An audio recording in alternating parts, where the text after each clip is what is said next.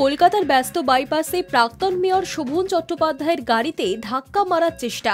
তার গাড়িতে ধাক্কা না মারতে পারায় শেষ পর্যন্ত পুলিশের এসকর্ট কারকে পিছন থেকে ধাক্কা মারার অভিযোগ উঠল দুই মাধ্যমিক পরীক্ষার্থীর বিরুদ্ধে। নাবালক দুজনকে বিধাননগর থানার পুলিশ জিজ্ঞাসাবাদ করছে বলে খবর। পুলিশের তৎপরতায় অল্পের জন্য প্রাণে রক্ষা পেলেন শোভন চট্টোপাধ্যায়। ওই গাড়িতেই ছিলেন তার বান্ধবী বৈশাখী বন্দ্যোপাধ্যায়ও। তিনি জানিয়েছেন, ইকো পার্কের একটি হোটেলে আয়োজিত অনুষ্ঠান সেরে বাড়ি ফিরছিলেন তিনি ও কলকাতার প্রাক্তন মেয়র। হোটেল থেকে বেরোনোর পরই কালো রঙের একটি গাড়ি তাদের গাড়ির পিছু নিয়েছিল। তাদের গাড়ির পিছনে ছিল পুলিশের এসকর্ট কার। সেই গাড়িটিকে ওভারটেক করে প্রাক্তন মেয়রের গাড়িতে ধাক্কা মারার চেষ্টা করে ওই কালো সেডানটি। তাও একবার নয়, গাড়ির গতি বাড়িয়ে 3 বার ধাক্কা মারার চেষ্টা করা হয় বলে অভিযোগ। তবে শেষ পর্যন্ত পুলিশের গাড়ির পিছনে গিয়েই ধাক্কা মারে ওই গাড়িটি।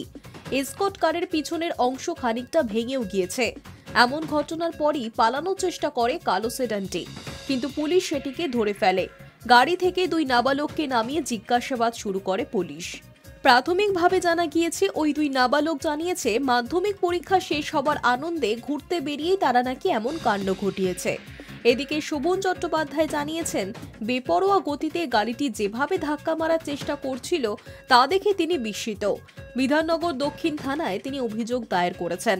এই ঘটনার নেপথ্যে অন্য কোনো অভিসন্ধি রয়েছে কিনা তা খতিয়ে দেখছে পুলিশ।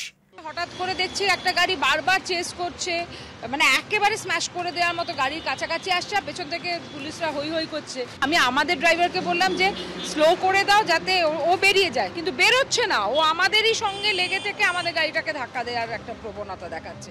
তখন ন্যাচারালি আমাদের স্কট কার এসে ওকে যখন ঘিরে ধরার চেষ্টা করছে, ও তখন জিগ জ্যাগ করতে করতে এইখান অবধি এসে, তো আমি তো খুব অবাক হয়ে গেলাম যে মানে বলছে আমরা মাইন্ড ফ্রেশ করতে বেরিয়েছি।